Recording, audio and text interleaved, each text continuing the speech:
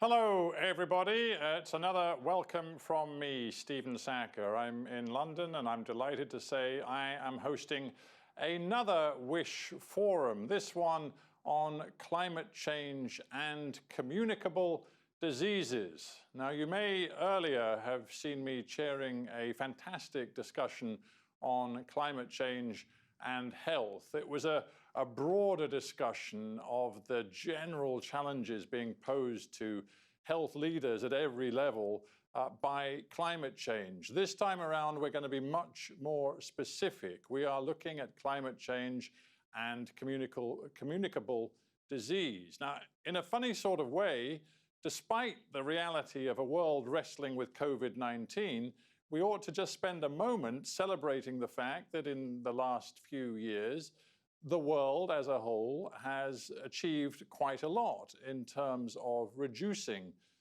the impacts of communicable disease in various parts of the world. Of course, COVID-19 and what we're facing right now sometimes makes it hard to remember that. But even in that more positive context that I'm trying to provide, the reality is that climate change does pose a real challenge. Warming temperatures are spreading the reach of certain infectious diseases, and I'm thinking of dengue fever. Also, malaria is exploiting, or malaria is, as a result of warming temperatures in certain parts of the world, becoming more prevalent, and that is a real challenge.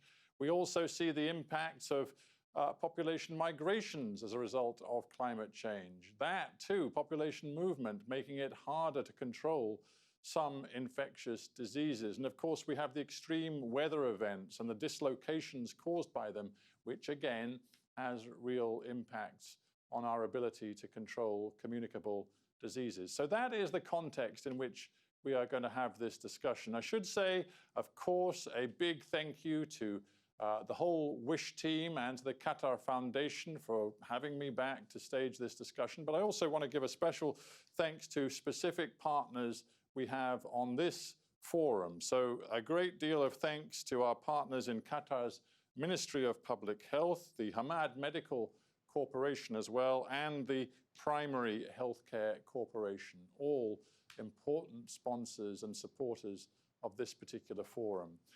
As in the first forum, we have a format here. There is a forum report which has been prepared by a bunch of experts who've been looking at this challenge over the last few months. We're going to hear a presentation on that report in just a moment. But before we do, let me introduce you to all 5 members of my panel. And panel, I can see you all. It's great to see you all on my screen here in London. Please just give me a wave when I introduce you specifically so everybody around the world can get a handle on who is who. So we have on our panel Dr. Abdul Latif Farkhal, who is Deputy Chief Medical Officer and Director of the Department of Medical Education at Hamad Medical Corporation. Very good to see you, Doctor. Thank you for joining us. We have Professor Jeremy Hess, who is Professor in Emergency Medicine, Environmental and Occupational Health Sciences and Global Health at the University of Washington. Now, Jeremy is one of the co-chairs of this forum. So Jeremy, very, very heavily involved in the production of this report. And his co-chair, please give us a wave, is Professor Rachel Lowe, Associate Professor and Royal Society Dorothy Hodgkin Fellow at the London School of Hygiene and Tropical Medicine. So Rachel, welcome to you. And Rachel, in just a moment, is going to present the outline of this particular report, and I'm looking forward to hearing that. Two more members of our panel, Dr. Michael Ryan, Executive Director of the World Health Organization Health Emergencies Program. Welcome to you. And Ambassador Stephanie Seydoux, Ambassador for Global Health for France, for the French government. So it's great to see you all. Thank you for joining me. The first thing we must do before we begin our discussion is hear from Rachel. But Rachel, even before I introduce your presentation of the key elements of the report, let me just say to everybody watching, this is going to be as interactive as possible. It is a very important subject, so I'm going to lead the debate for a short while after Rachel's introduction, and then we want you to send us your questions, maybe your insights and experiences on the WISH platform, the WISH 2020 platform. So do not be shy. Send us your questions or observations, and I will put them to the panel. But first off, let us hear from the co-chair of this particular forum, Rachel Lowe.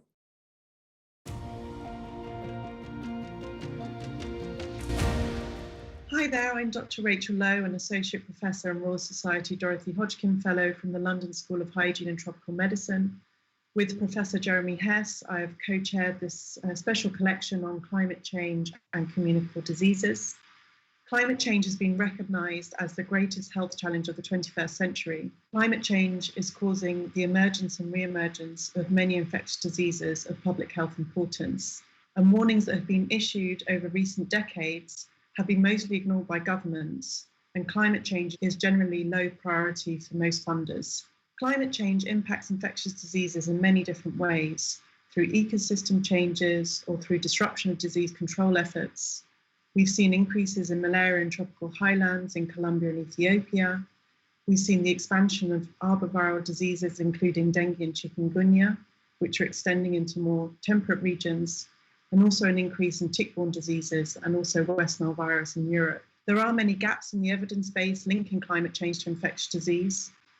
For example, there are parts of the globe experiencing significant shifts in climate, including parts of Africa and the Middle East, which are underrepresented in the evidence base.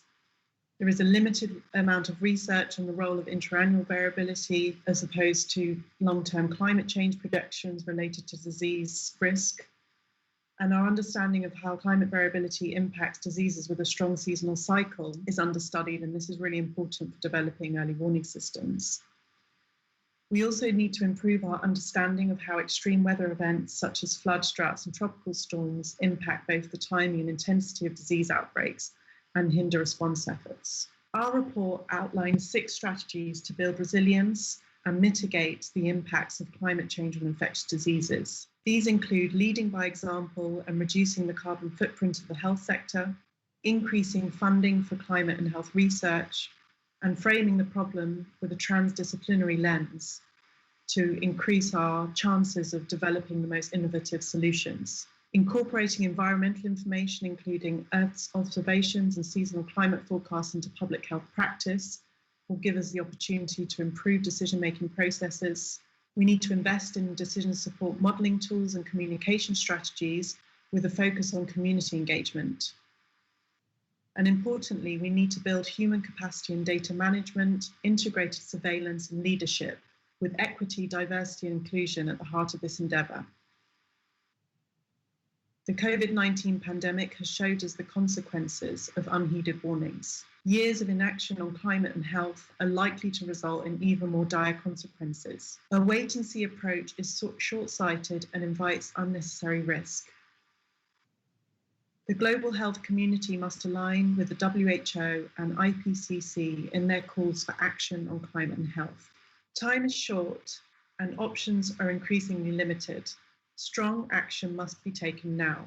I look forward to welcoming you to our panel discussion at WISH. Thank you.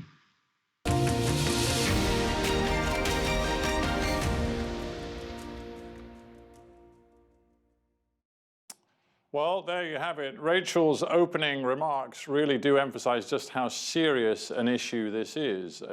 In some ways, one could get rather depressed about the impacts that climate change is likely to have on communicable diseases. I want to begin the panel discussion by just getting from the broad brush to very specific. And Michael Ryan, I'm going to start with you. Michael, how much data is there on the degree to which climate change is already exacerbating problems with certain infectious diseases in certain parts of the world? I'd like a little more detail, if possible, if you can provide it.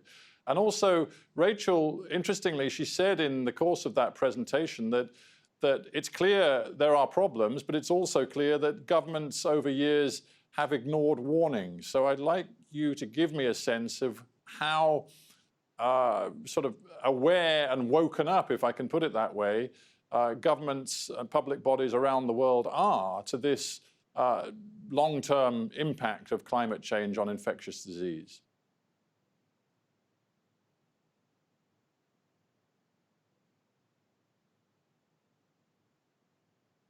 Michael, if you can hear me, you need to put your...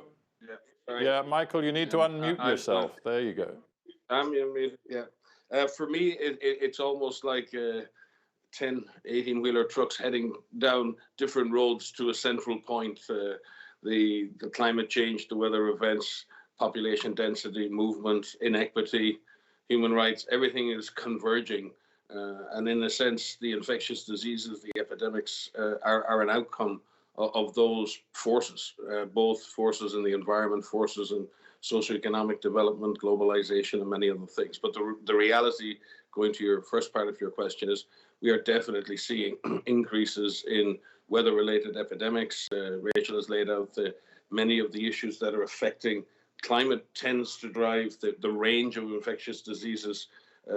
Weather tends to drive their intensity and their seasonality. And then it's really social factors. We're packing more and more people into peri-urban slums. So even as you said, if dengue is a problem, it's not just a problem of climate, it's a problem of where people are living at risk from those climate-mediated changes. So it's very complex, but the reality is there. We're seeing huge cholera outbreaks, for example, in Mozambique in the aftermath of flooding. Again, seeing even diseases like Rift Valley fever, Ebola, many of the epidemic diseases. In a sense, we're the fire brigade, we're the fire service in what we do. The reality is we're in effect trying to mitigate and control the impacts of these diseases. The conditions that drive these epidemics are often set up years and decades before in the natural environment and in the way we inhabit this planet. Sick nature is going to lead to a lot more sick people, and infectious diseases will be one of the main ways in which that is mediated. And the second part of my question, Michael, was about the degree to which we know a lot of this is happening. And as you say, we know that these juggernauts are heading down the highway and are going to crash. But are we doing enough to prevent? What are we doing right now? Well, everyone speaks to the cost of health, the cost of infectious disease control, the cost of climate change. We see it as a cost model. So our very thinking on how we address the problem is wrong, because when you see things as a cost center, it's a drain on revenue, it's a drain on resources. That we have to turn the way we think about this around. This has to become an investment-mediated model. We need to invest in mitigating the impacts of climate change, invest in reducing that change. We need to invest in health systems. And when you start to look at that model, then it's not a trade-off. at the moment in COVID is a very good example. We're spending hundreds of times less on the COVID response than we are mitigating its economic impacts. We're struggling to raise money to get vaccines for everyone in the world, yet we're pouring trillions of dollars into income support. So every time we approach this problem, we put health and we put addressing the underlying issues to the back of the bus, and the financial issues come to the fore, the economic issues. And I believe it's the wrong equation. The algebra is completely the wrong way around.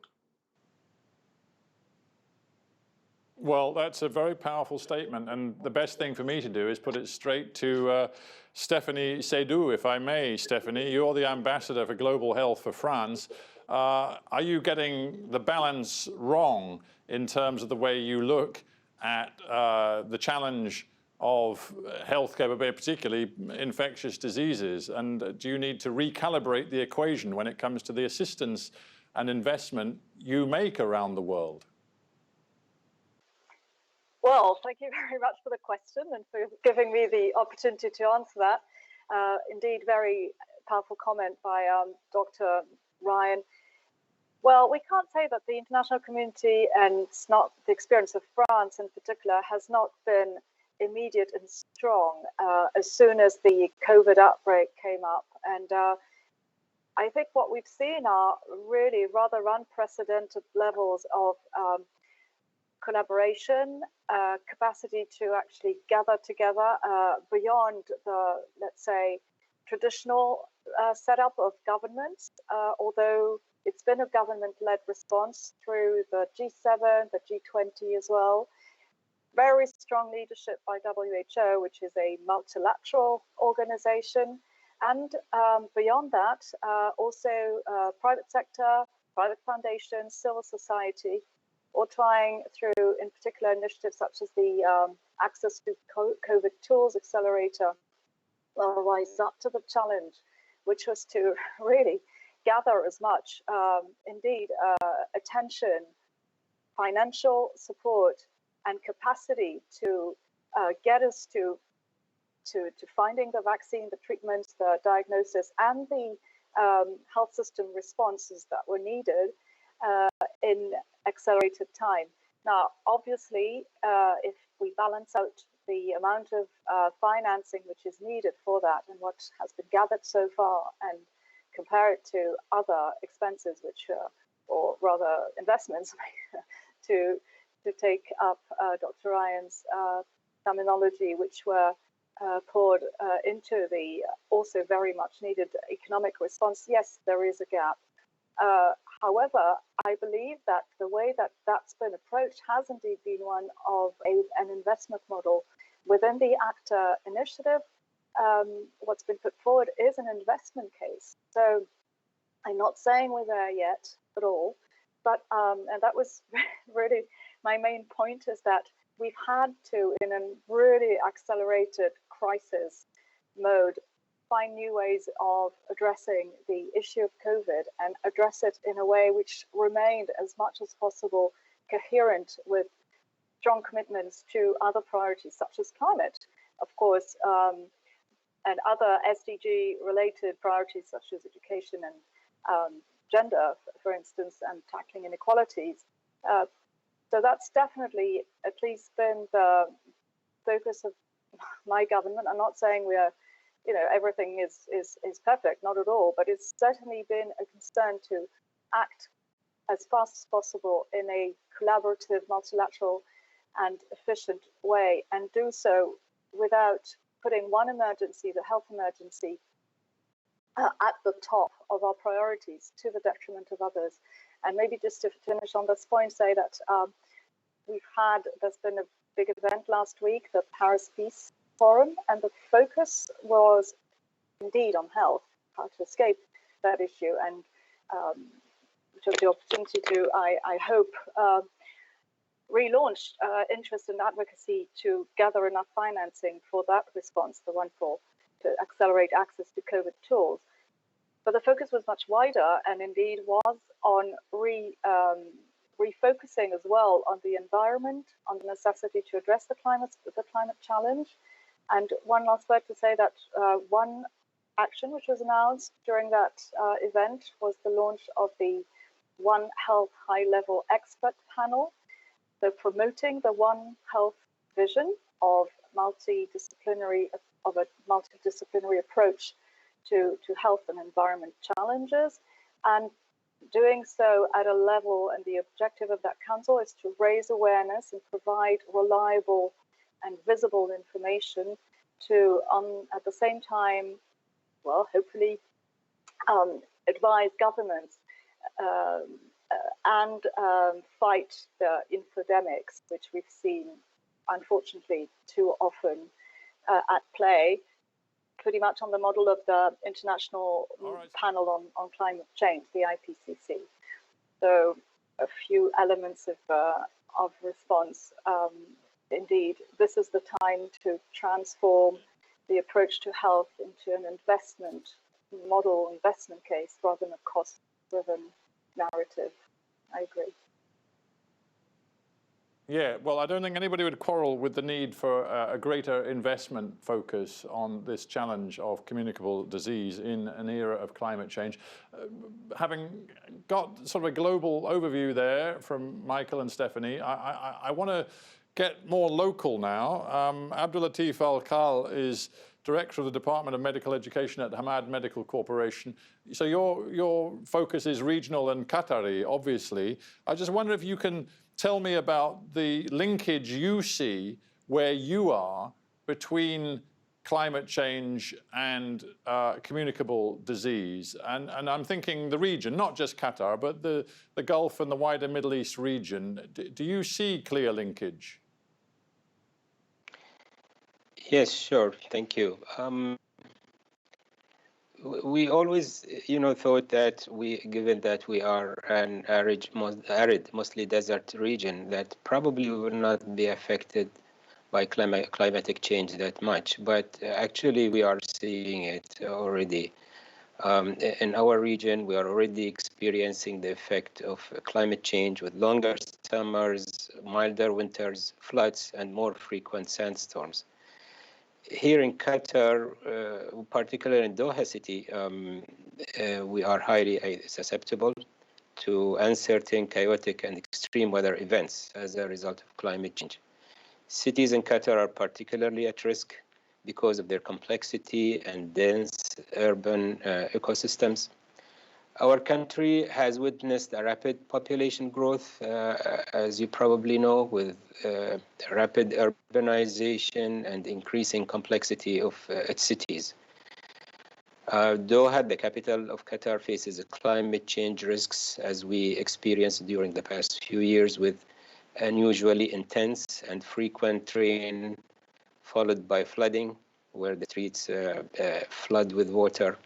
And the population of Qatar grew very quickly from around 670,000 back in 2002 to 2.5 million in 2018. This is a growth of about 245% in just 16 years. The rapid growth is mainly because of influx of people who are coming for work.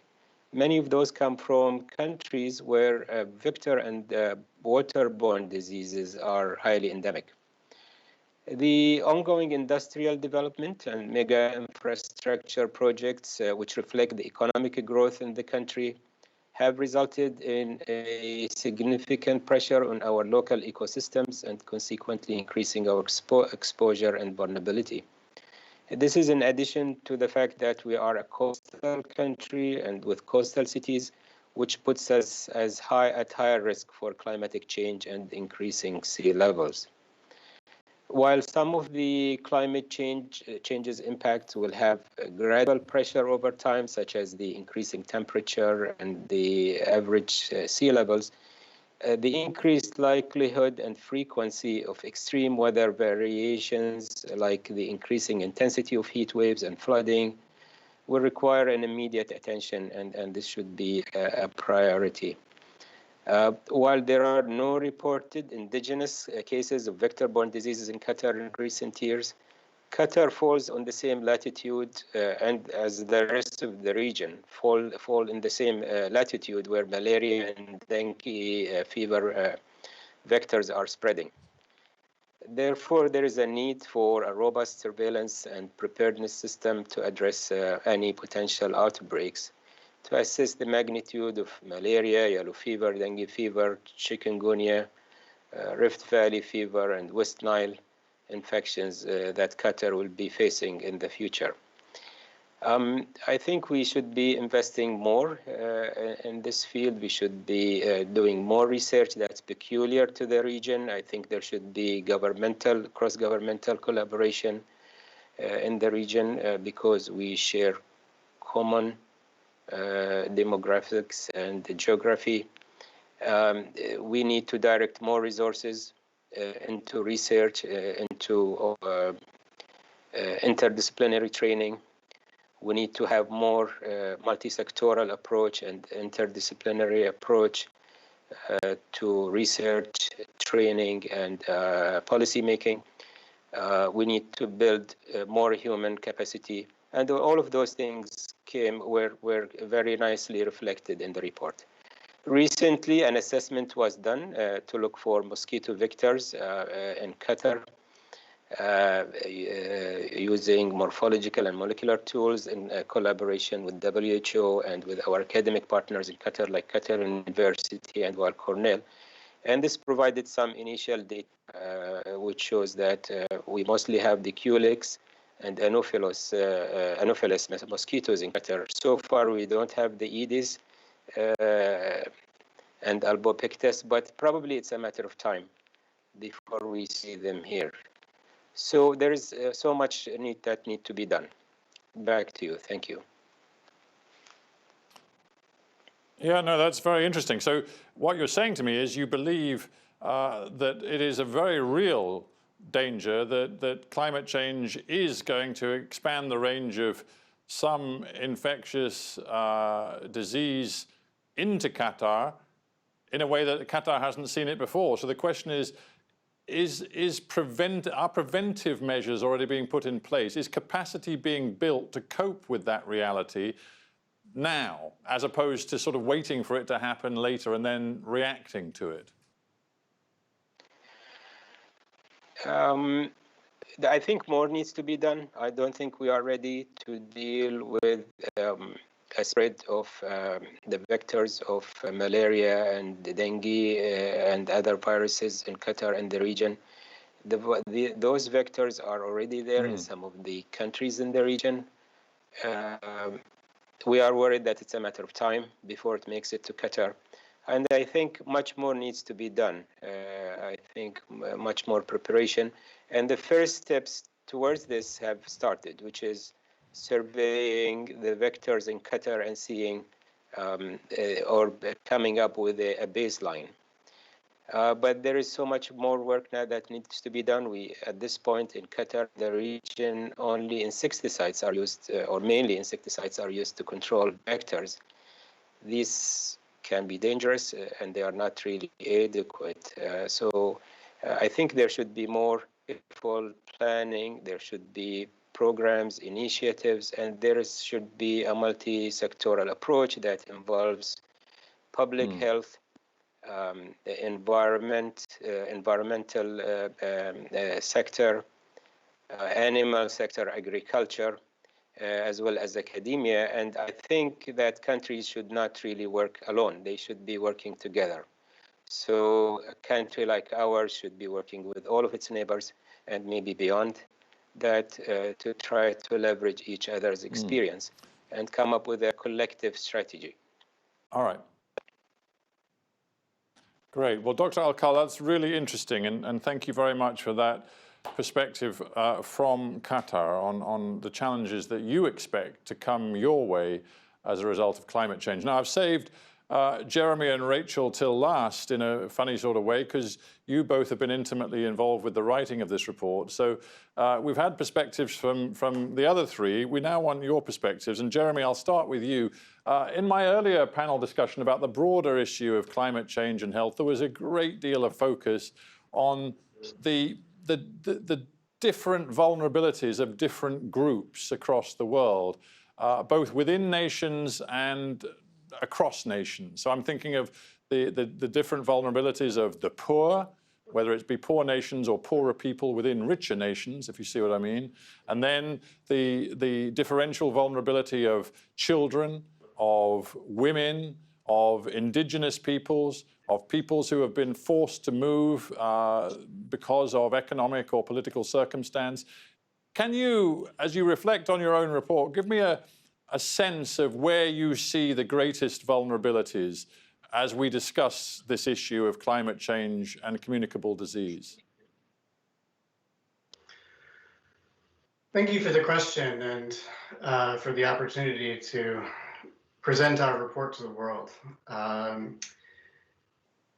The burden of infectious disease globally is principally borne by children and adolescents, but it's distributed across the age, across the population in terms of age. We've been making pretty steady progress over the last 2 decades in reducing the burden of infectious diseases in children in particular. And overall, the burden has gone down, but it's largely because of the inroads we've made with that subgroup, which is very important. However, climate change may threaten that progress going forward. And so I think one of the main groups that we need to continue to be worried about are children and adolescents. But as you said, it's we've got a wide collection of different diseases here under consideration. They all have different dynamics, different ecologies, if you will, and they affect different populations in different locations based on social vulnerabilities, as Dr. Ryan pointed out so eloquently. And so as climate change begins to exert its impacts along with other stresses that we see, globalization, population migration, inequities, poverty, and ecosystem stress, we will see impacts on different populations in different locations as a result. And you listed many of them, and you're hearing already, as Dr. Al-Khal said, stresses on particular groups, locations, cities, areas that are growing rapidly and aren't able to keep up in terms of infrastructure and training for health systems and health personnel.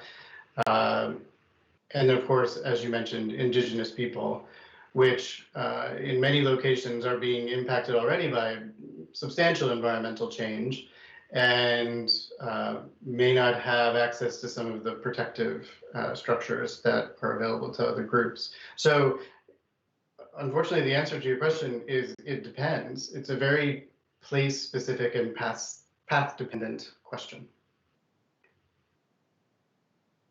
Do you think the responses you're seeing from the international community, whether it be state-sponsored or from the big philanthropic organizations who focus on control, limitation, and ultimately aiming for elimination of infectious disease, do you think that they, in their approaches, have a sufficiently nuanced approach to make sense of just what you've said, that actually it's a very complex picture of how climate change can impact the spread of infectious disease? Do they factor that nuance in, do you think? I would say yes and no. That, in fact, I think there's already an understanding that infectious disease ecology is quite complex, and there are a number of different factors that influence it. I think there is a decided underappreciation of the influence of climate and climate change on infectious disease dynamics. And part of that is born of the complexity of climate change impacts on disease ecology. It can be tough to pull out and discern influences from a whole range of different drivers that are changing all at once. And we noted that in our report that up until recently, probably the protective efforts of the global health system have obscured some of the impacts of climate change. But in recent years, as several other panelists have already already attested to, we are now seeing the impacts of climate change in a more clear way. And I would say the global community has not appreciated these influences in the sense that it really has not invested very heavily in incorporating the information that it needs to discern these things earlier and with more certainty. It certainly hasn't invested in the kind of training that's needed for medical professionals and public health professionals to incorporate and use this information effectively.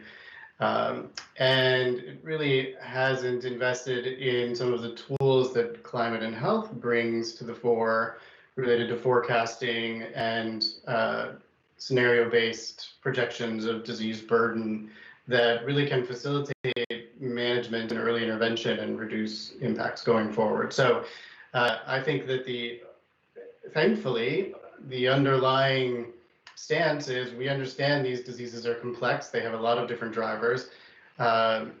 We can build off of that, but to do so, we have to recognize that climate change is ascendant and an important driver that needs to be addressed, and we need to bring the tools that we have in our toolbox to bear on the problem.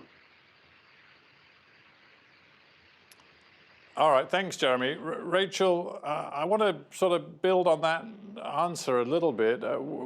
Jeremy just said climate change is in the ascendant. So I want to have you give me a sense of whether you think the real progress that Jeremy just alluded to, that there's been in the last, let's say, 2 or 3 decades in various efforts to reduce the impacts of infectious disease in many parts of the world, whether climate change, in your view, is of such a scale of problem that it threatens to roll back much of the progress that has been made in recent decades, or is that a silly way of looking at it? Try and make sense of it for me. Well, climate change is very important for destabilizing elimination and elimination efforts. For example, we often see a scenario where we may be close to elimination of, say, malaria in a certain place, and then once that appears to be eliminated, efforts stop.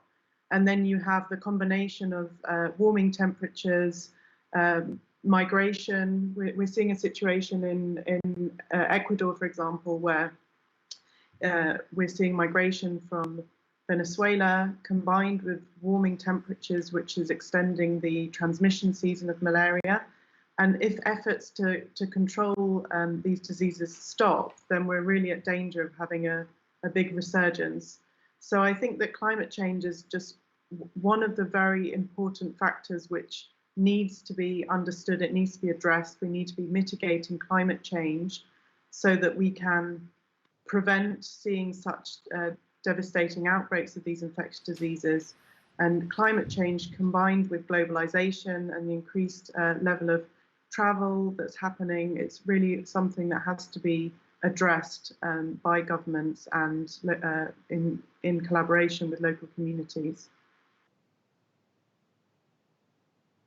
Do you think, picking up on that point, that the potential impacts that climate change can have on the fight against communicable diseases should be used as part of the messaging to get, governments and corporations and others to really engage with the emissions reduction agenda? In other words, is this so important, and does it strike, do you think, such a chord with the public that there should be more messaging about the correlation between climate change and danger of infectious disease spread? Absolutely. I think climate change should be at the forefront of all public health policy. It's not just an issue of, the melting ice caps. It's really an issue which will, of course, be very dramatic as well in terms of losing coastline. But we need to think about this in a holistic way. All aspects of a warming climate is going to impact our health. So we will see displacements of population. We'll see the expansion of vectors which will allow diseases to be spread. We're going to see an increase in temperature-related mortality, so a combination of both communicable and non-communicable diseases, and all this together can completely destabilize public health services. So really, climate change and these harmful emissions of greenhouse gases needs to be mitigated before it's too late. Just one slightly counterintuitive question, and anybody can answer this. Rachel, you've got the floor, but anybody else, if they've got a strong feeling about it. Are there any infectious diseases or any parts of the world where climate change actually promises to help the fight against infectious disease? Because, you know, we're being pretty unrelentingly sort of gloomy about the possible impacts of climate change, but are there any places or any diseases where climate change might actually yield some positive impacts? I think there will be, there will be some areas. For example, you may see less cold snaps and less mortality related to cold weather in certain places, but that's going to be far more outweighed by the areas where, for example, if we're thinking about infectious diseases where temperatures are warming, particularly, for example, in tropical highlands, and if we're exposing communities that previously had no immunity to diseases like malaria, I think that the overall burden will be, negative impacts will be outweighed by any gains. Thanks, Rachel. All right, panel, we're going to pause just for a moment because we're going to change tack. Obviously, I've been sort of guiding the questions myself thus far, but right now, as I've said from the beginning of this panel, it's time to draw in some of the questions, the observations and insights that have come from you, the audience. So let's get to some questions from all of you watching this panel.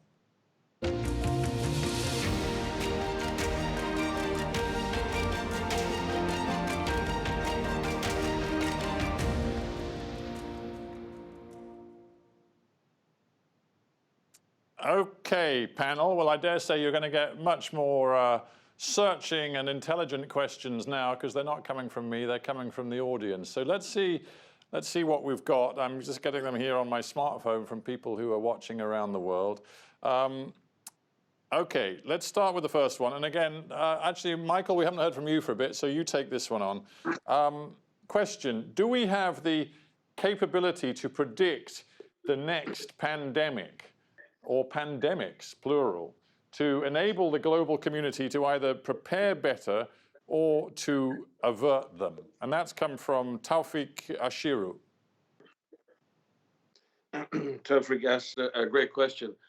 No, we don't. We have some elements of predictive capacity for certain diseases like Rift Valley fever and others. We've had projects of looking at satellite imagery and vegetative indexes, rainfall, and being able to predict some vector-borne diseases. Certainly, cholera epidemics are predictable in only that where cholera is endemic, you will see outbreaks in the aftermath of waterborne events or big weather events.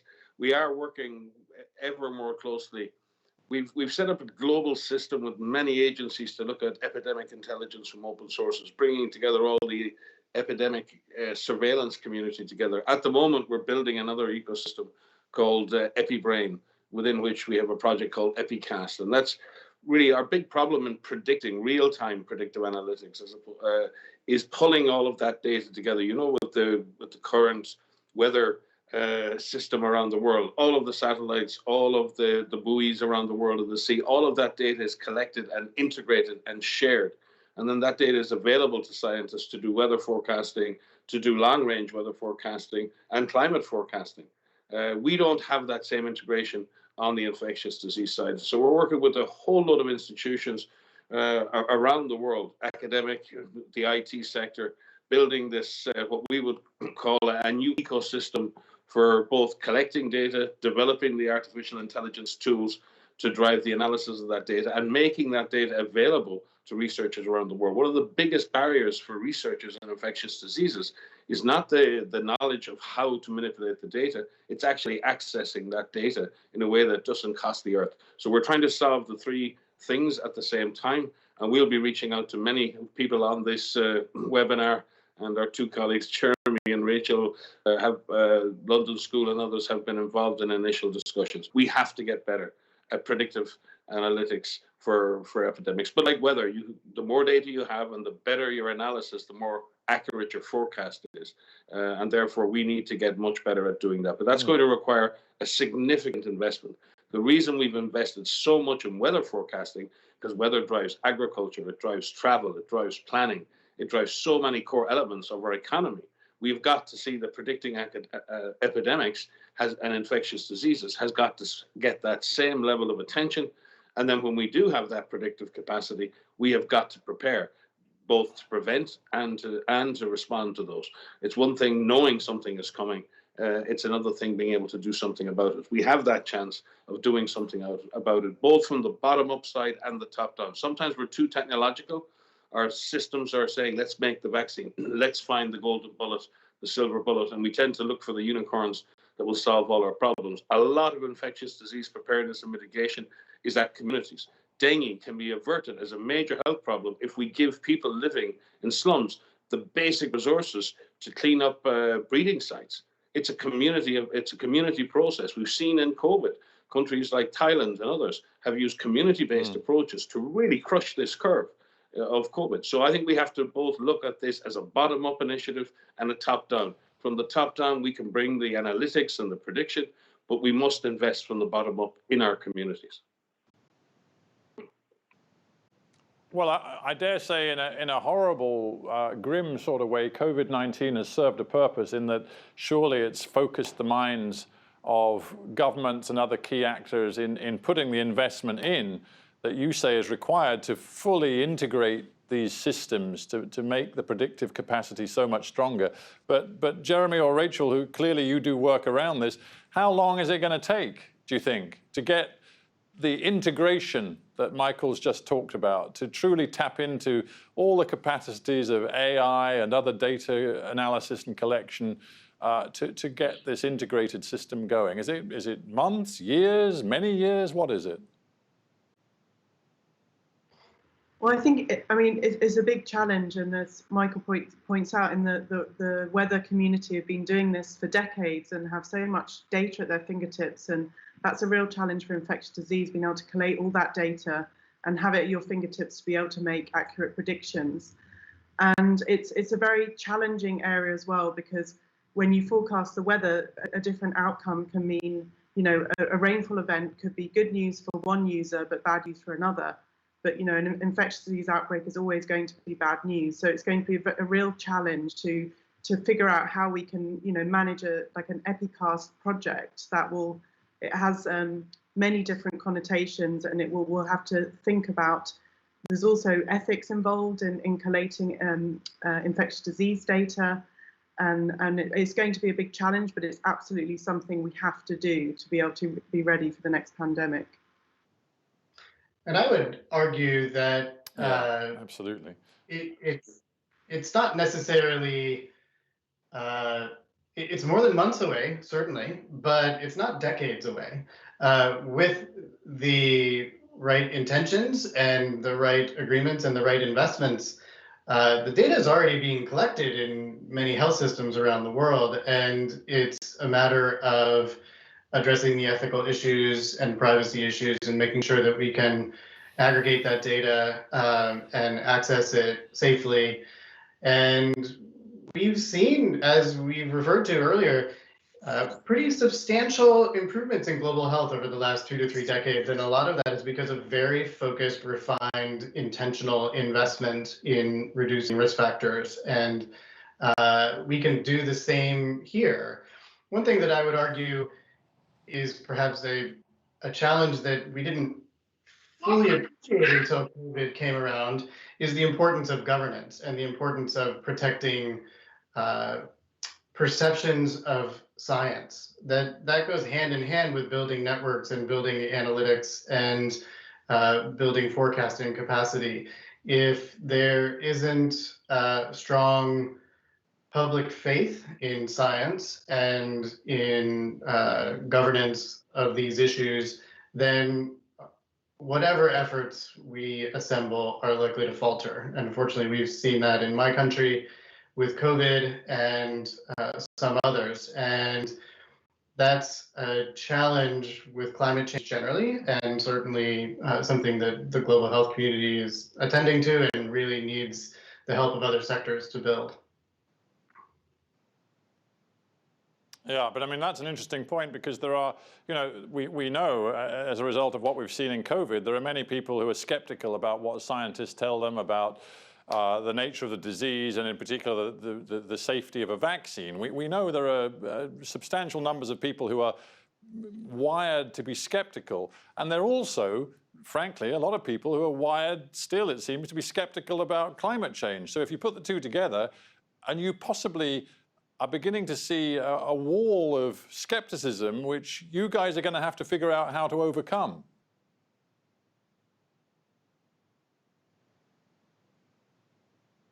I think transparency Anybody is key, want to and take I that do. on? Michael, you're looking. Ah, go on, Rachel. Sorry, Rachel. No, yeah, go on. I'm smiling. I'm smiling, Riley, because I think you're exactly right. But I wouldn't like us to walk away from a conversation like this with a sense of despair. We've seen the most incredible. There's 2,051 therapeutic trials for COVID going on around the world. Unprecedented multinational cooperation, and scientists have continued to collaborate regardless of the political differences or the ideologic differences.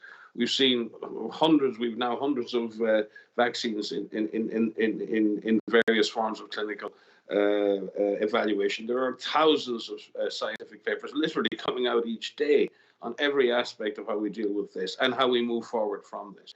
We've seen a massive outpouring of solidarity amongst communities. We've seen the greatest acts of kindness. We've seen massive courage by communities and frontline health workers in the face of a devastating disease. I've witnessed that for 25 years.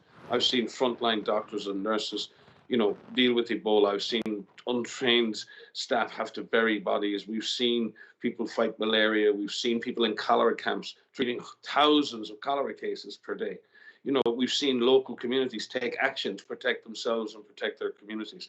I think we need to tap in. We live in a sensitive biome. We're in a biologic dome here in the planet, and it is highly sensitive to everything we do, both positively and negatively. It's not really, in some senses, the corollary of we're screwing up the climate is we can actually, if we change our actions, we can go in the opposite direction in terms of our society, in terms of social justice. So I actually see great hope. I see a massive evidence that we as a civilization can turn this around. And if many of the same behaviors around data and science and preparedness and mitigation are very similar for communicable diseases as they are for climate. And I can see new hope amongst young people. Young people want to disrupt our current systems. Our systems are not delivering for the next generation. And we need a disruptive influence to change that. If disruption without division, divisiveness is what's killing us right now. Disruption is a positive force if it leads to positive change. And we need everyone to be disruptors, politicians, scientists, communities, and we can handle it. And we can handle the infodemics that come with that. I just would like us to make sure that we take a positive view on what we're learning right now, what we can do in the future. Yeah, very well said. Thank you very much for that, Michael. Here's a question, and we haven't heard from Stephanie, from you for a bit, or Dr. Alcal. So I don't know if either of you could address this, because I'm going to read you the question. You tell me whether you feel you can respond to it. The question is this. Despite government statements on their commitment to financial support, the so-called COVAX program is not fully funded. And why is this the case, given the declared priorities of governments around the world? Now, COVAX, I have to admit, this is jargon that is, or an acronym that I'm not familiar with myself, but apparently it's the vaccines pillar of the Access to COVID-19 Tools Accelerator Initiative. Now, I don't know how many of you are familiar with that, but the bottom line to this question is quite simple. Governments around the world say they're utterly committed to funding this COVAX program, but it turns out that it isn't fully funded. So, Stephanie, as you speak on this sort of issue for France, can you explain to me why the gap between rhetoric and reality? Well, the gap is certainly there, but it's reducing. As I said last week, there was renewed commitment by some governments, including France, and so an additional pledge for over $50 million was announced, and I hope more will come. And when I say I hope, this isn't just simply being wishful. The notion here is that obviously governments have to give more financing beyond the usual development aid, probably. But governments are not the only source, maybe, of financing. A vaccine would benefit the world at large, would benefit, obviously, the private sector. So we have to see how, maybe through innovative finance, we can ensure that we tap into more resource. Also, not to say that the investment case is wrong or anything, but maybe there are other ways to actually reduce the bill. Maybe we can ensure that through mechanisms looking at, voluntary licenses, for instance, some of the costs can be reduced. So there's a lot that can be done, and that's indeed what our government wants to keep the conversation very focused on through a charter which has been put forward for this Act Accelerator mechanism, to see how we can indeed really get to the objective, which is equitable access for all these tools, and go through the entire range of actions which are interesting and have potential beyond governments coming up with the entire bill, which is of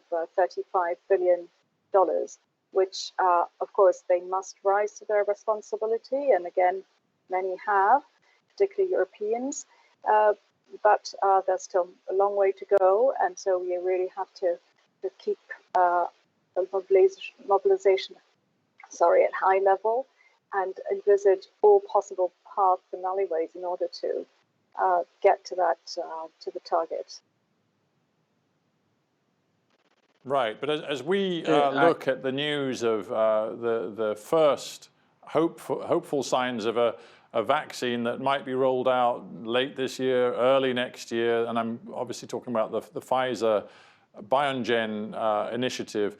As we look at that, I wonder if you as a panel are still fearing what was called earlier in the COVID crisis the danger of vaccine nationalism, where governments would frankly bring a sort of nationalist perspective to the race to find a vaccine, and then the distribution of a vaccine. They'd be sort of looking after their own interests, their own people's interests, rather than taking a truly collective, communal, global interest. Is that still a real danger, or do you think that has dissipated? I want to take this on, but I'm sure Dr. Ryan will have very valuable input to say that I don't think that attitude can be sustainable for responsible governments, and that's certainly the feeling the French government has, that there's no way that we can, or that it is an option for our government to go the way of so-called vaccine nationalism, if that means not caring about everyone accessing the vaccine. Now we look to WHO in this charter that we are proposing for others to join as widely as possible. One of the principles is for the allocation process to be definitely driven by the principles of WHO, and to follow WHO's directives as long as, and it will be the case, capacity and quantities are still reduced as the production capacity gets to full speed.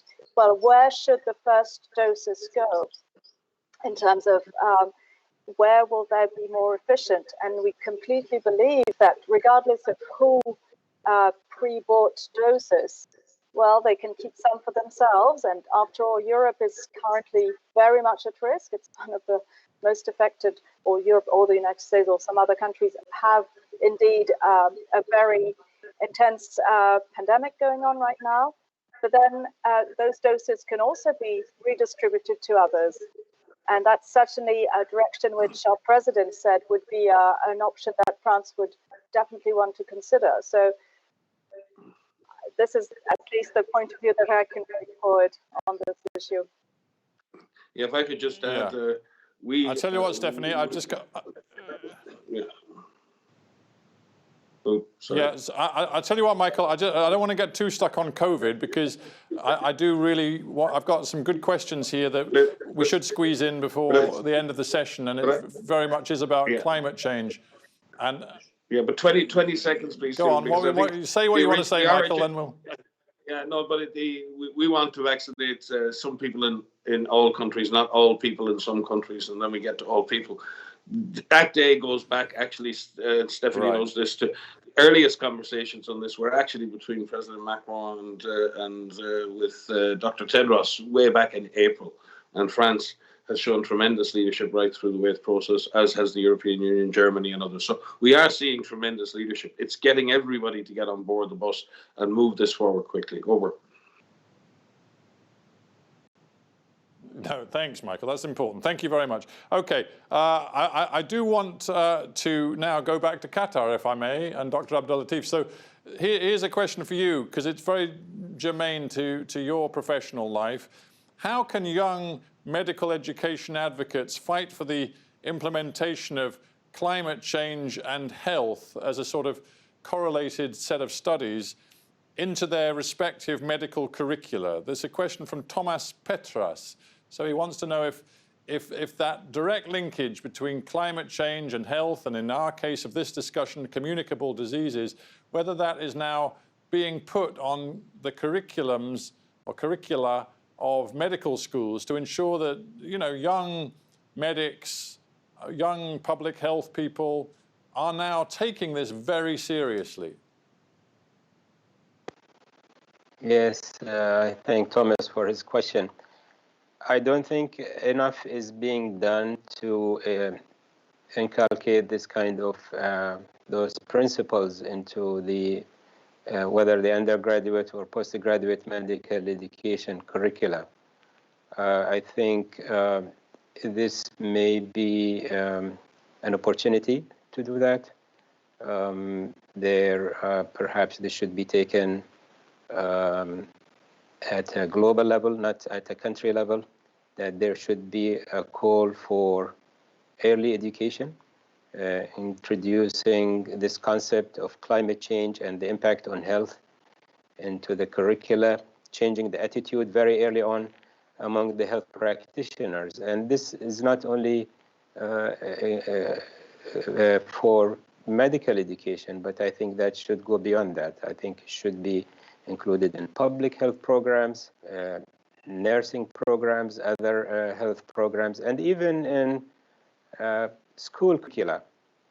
I think it's important that community members grow up learning that they are going to live in a more hostile environment in the future with more severe climate conditions. So I think there should be more emphasis including this into the basic curricula for both undergraduate and postgraduate education for physicians and other health practitioners, but also I think should be included in school curricula. Yeah, good. Well, thanks for that thought. Here's a question, and I'm just going to ask you all to listen to it, and anybody who's prepared to respond to it, raise a hand. It's a bit like an auction. The first person to raise their hand will get the opportunity to answer it. And the question goes like this. I don't know if any of you were able to watch a panel I did earlier, which was the broader panel about climate change and health. David Nabarro, who was chairing the forum on that particular topic, he made a very passionate call for healthcare providers to come together, use their voices to influence policy in a much more direct way than perhaps they've done in the past. He said they shouldn't shy away from what might in the past have been seen as being too political. So the question is, does the panel agree with this when it comes to the communicable disease community? And if you do, how could this message of amplifying voices, how could it actually be made real? So who wants to raise a hand and tackle that?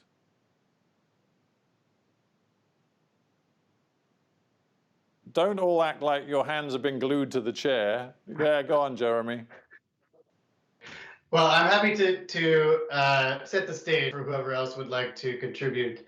I certainly think that advocacy around this issue is important, which is not to say that we abandon our allegiance to evidence-based practice, but in this case, I think advocacy is evidence-based practice.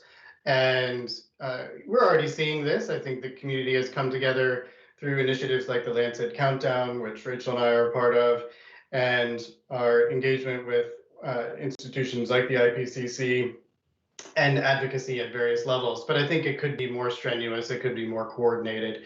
Our professional societies are taking this issue up and making statements, but it needs to become a more reflexive part of what we do. And one thing I would argue, we mentioned this in our report, and I think it bears mention here, that we need to think about the health sector's carbon footprint, that there's real harm associated with the emissions that come from the health sector. Of course, we do a lot of good, but there are very few analyses that actually look at net good related from or coming from the health sector, because we have substantial emissions. Our emissions are actually larger than the aviation sector. And we shouldn't turn a blind eye to that. We need to clean up our own house.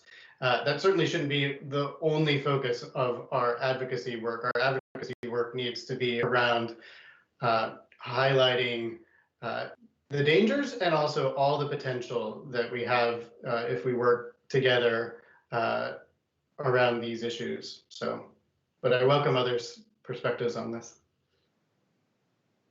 Yeah, I think, Stephanie, I may be wrong, but I think your hand was twitching. So do you want to give us your contribution? Yes, I raised my hand on the panel and not as I should have done like this. No, a very quick one to say, and that's going back to Dr. Ryan's initial very powerful comment about how health ought to be an investment and be presented as such and not as a cost.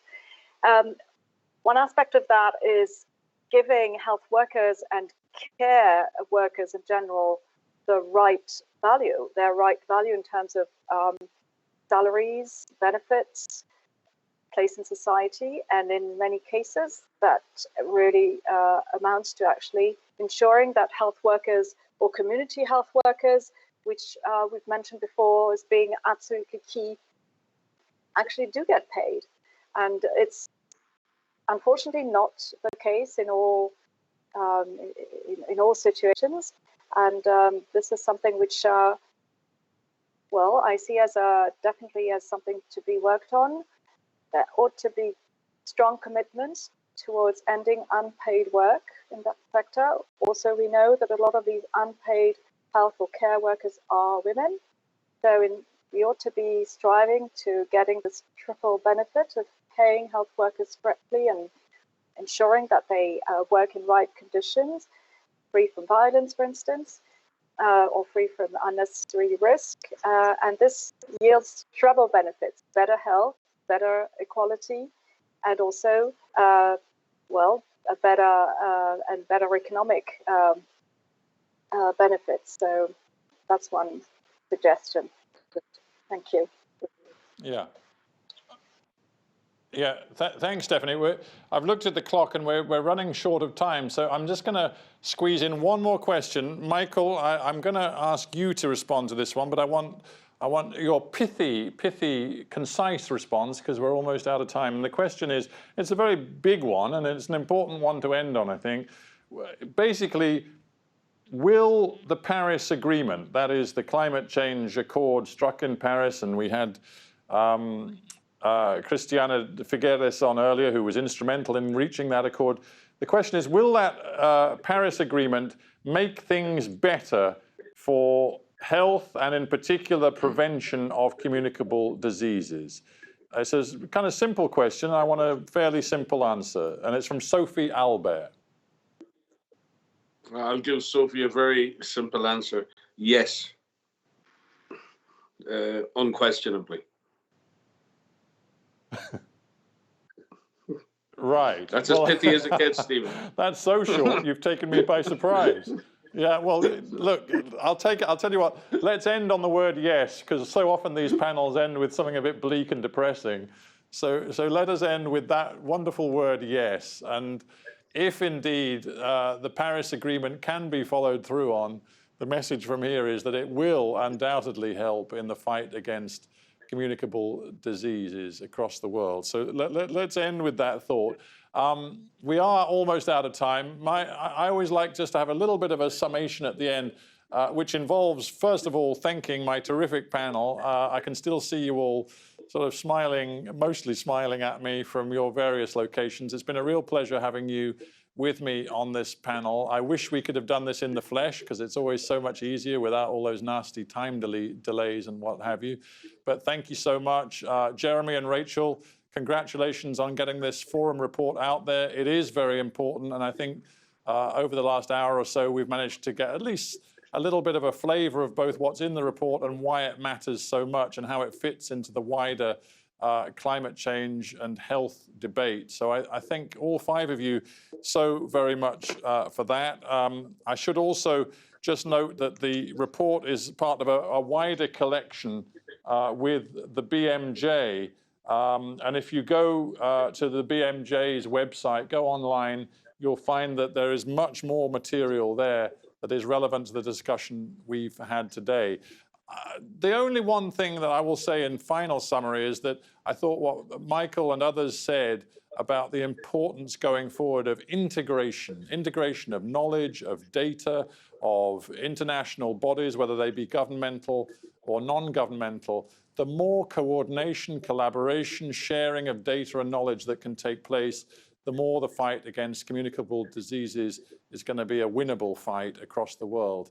So I wish all five of you the very best of luck in doing what you can to keep that coordination and integration going. But from this particular panel, I'll say a final thanks to all of you for watching and leave it at that. Thank you very much indeed.